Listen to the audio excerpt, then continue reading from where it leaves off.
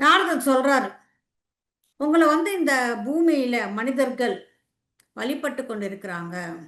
நீங்க உடலெல்லாம் விபூதியை பூசிக்கொண்டு, கழுத்தில் பாம்புகளை வைத்துக்கொண்டு, அனிமல் ஸ்கின் அதை ஆடையாக தரித்து நீங்க இருப்பது போல் இங்கே உங்களை வழிபடுறாங்கன்னு. சிவன் அப்படியா என்ன வழிபடுறாங்களா?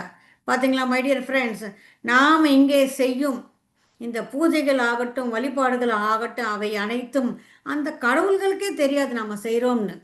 ரெண்டாவது, சிவன் கேட்டது, அவங்க ஏன் இந்த உருவத்தில் வழிபடுறாங்க, நான் ஒன்றும் அந்த மாதிரி இல்லையேன்னு கேட்டார். நாங்கள் தேர்ட் ஐயில் எத்தனையோ தடவை நம்ம சிவபெருமானை பார்த்துருக்குறோமா? சிவபெருமான்னா இதே மாதிரி தான் இருக்கிறார். அவர் என்ன வேற ரூபத்தில் இருக்கிறாருன்னா, நாங்கள் தியானத்தில் தேர்ட் ஐயில் பார்த்தது நீங்கள் எப்படி இல்லைன்னு சொல்ல முடியும்? ஆனால் பார்த்தது சிவபெருமானுடைய ஒரிஜினல் ரூபம் தானா?